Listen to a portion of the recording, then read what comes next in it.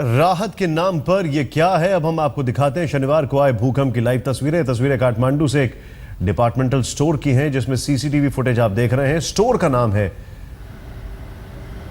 Bhatt भिटीनी departmental store.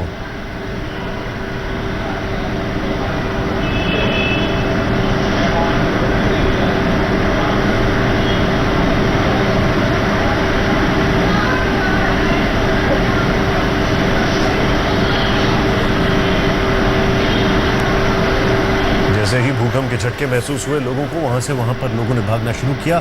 ये CCTV footage अभी release हुआ, ये देखें। और यहाँ पे गौर करने वाली बात ये, पीछे देखें आप किस तरीके से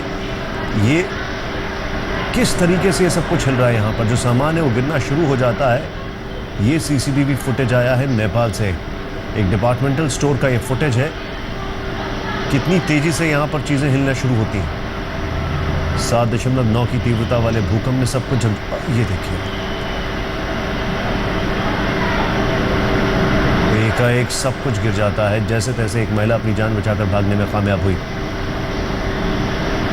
और पीछे कुछ लोग अभी भी दिखाई दे रहे हैं, इसमें प्रतीत हो रहा है। ये देखें कितनी तेजी से ये महिला और इसके साथ एक और, ये देखें आप, वहां पर एक व्यक्ति पीछे से सामान लेकर आ रहा था, वो शायद फंस गया है उसमें। ये नेपाल की तस्वीरें आपके सामने हैं, जिस तरीके से भूकंप आया, और सीसीटीवी फुटेज जो रिलीज हुआ, ये देखें आप। डिपार्टमेंटल स्टोर है यहाँ, ये है भूकंप की तीव्रता, और पीछे जो लोग हैं वो किस तरीके से फंसे हुए हैं। देखिए, जैसे तैसे अपनी जान बचाकर भागने के लिए इधर उधर कोशिश कर रहे हैं, लेकिन सामने चीजें गिरी पड़ी हुई हैं। ये देखिए आप, ये जो झटका आया है, कैसे लोग यहां पर भागने को मजबूर हुए हैं।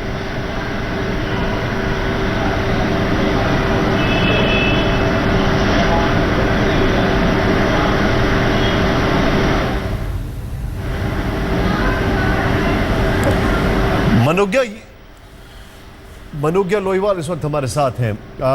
मनोज्ञा, सबसे पहले मैं आपसे जानना चाहूंगा, ये जो सीसीटीवी फुटेज रिलीज हुआ है 25 अप्रैल का, ये कहां का है, क्या घटना है, थोड़ा बताएं।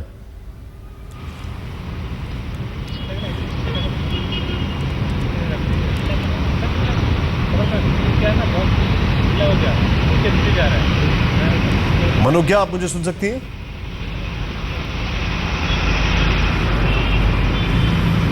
इससे पहले आपको बता दें, खबर हम आपको दिखा रहे हैं, तस्वीरें आपको दिखा रहे हैं। नेपाल में ये सीसीटीवी फुटेज रिलीज हुआ है एक डिपार्टमेंटल स्टोर का। किस तरीके से जब 7.9 की तीव्रता वाला भूकंप आता है, वहां पर सब कुछ, दरअसल भूकंप की शुरुआत होती है पहले हल्के से लगता है, फिर धीरे धीरे तेज होना शुरू हो जाता है, क्योंकि तकरीबन 1 मिनट तक की अवधि थी, और सब कुछ यहां पर प्रभावित कर देता है ये भूकंप।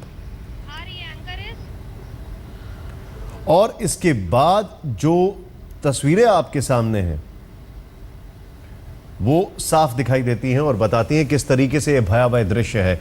ये देखिए, ये जो कॉर्नर है ये डिपार्टमेंटल स्टोर का, ये सामने आप नजर रखें, काले रंग की ये जो एक मनोज्ञा इस वक्त हमारे साथ है। मनोज्ञा, ये कहां का सीसीटीवी फुटेज है? राम जी, मनोज्ञा, क्या आप मुझे सुन सकती हैं? भाट भिटनी डिपार्टमेंटल स्टोर है, जो नेपाल का सबसे बड़ा डिपार्टमेंटल स्टोर है। इसमें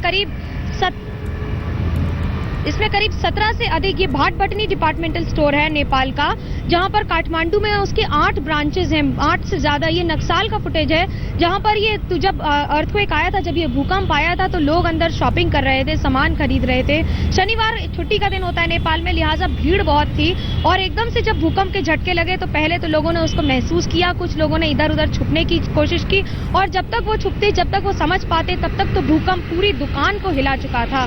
सारे स्टोर्स पर कहीं ट्रॉलियां घूम रही हैं, तो कहीं सामान गिर रहा है, कहीं बोतलें गिर रही हैं। कुछ जगह तो सीसीटीवी कैमरा ऑफ भी हो गया, क्योंकि अंधेरा हो गया था पूरी तरह, लाइट्स ऑफ हो गई, और उसके साथ साथ लोग समझ नहीं पा रहे थे। इधर से उधर पूरी तरह अफरा तफरी का माहौल था। लोग दौड़ रहे थे अपनी जान बचाने के लिए, अलमारियां गिर रही थी। कुछ जगह तो एक दो बच्चे हैं जो सूटकेस लेकर इधर उधर घूम रहे थे, सामान खरीदने की कवायद थी उनकी। लेकिन उस बीच जब अर्थक्वेक आया, जब ये भूकंप आया, तब पूरी तरह से समझ ही नहीं सके कि वो आखिर हुआ क्या। और इन चंद मिनटों में पूरी तरह से लाखों जिंदगियां बदल गई। और ये भी एक ऐसा एक्सपीरियंस था कि डिपार्टमेंटल स्टोर में भले ही दीवारें न गिरी हो, लेकिन सामान जितना था वो पूरा गिर गया। और सामान गिरने की वजह से काफी सामान टूटा है, कांच की बोतलें टूटी हैं। उसके अलावा जितना भी सामान वहां पे शेल्फ्स पे रखा हुआ था, रैक्स पे रखा हुआ था, वो सारा गिर गया। कुछ जगह तो रैक्स भी गिर के टूट गई। जो कॉस्मेटिक का सामान था, जो वॉशिंग मशीन्स थी, वॉशिंग मशीन्स में नीचे पहिए लगे हुए थे, वो पहिए के साथ वॉशिंग मशीन पूरी घूमने लग गई, ट्रॉलीज घूमने लग गई। इधर से उधर सामान चला गया। कैश काउंटर पे जितने लोग थे वो सामान छोड़कर भागे। जितनी जल्दी हो सके उन्हें सीढ़ियों का रुख किया और बाहर आ गए डिपार्टमेंटल स्टोर से, सिर्फ और सिर्फ अपनी जान बचाने के लिए। मैं आपसे एक और चीज़ जानना चाहूँगा, ये डिपार्टमेंटल स्टोर जहाँ पर था, जहाँ पर नुकसान पहुँचा है, इस डिपार्टमेंटल स्टोर के अंदर की तस्वीर हमने देखी है, लेकिन बाहर क्या सब कुछ ज़मींदोज़ हो गया यहाँ पर भी, और यहाँ से भी कुछ लोगों के मौत की खबर आई है?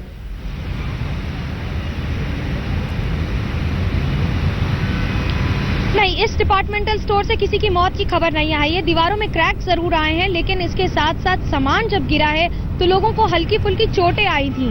सबसे महत्वपूर्ण है कि अब तक इस पूरे मामले में बाहर जो इनका इलाका था वो पूरा पार्किंग लॉट था, वो खुले आसमान के नीचे था। लिहाजा जितने भी लोग अंदर से भागे थे वो बाहर पार्किंग लॉट में आके खड़े हो गए थे। गाड़ियों के पास खड़े होने के कारण, खुला इलाका होने के कारण नुकसान बहुत ज्यादा नहीं हुआ।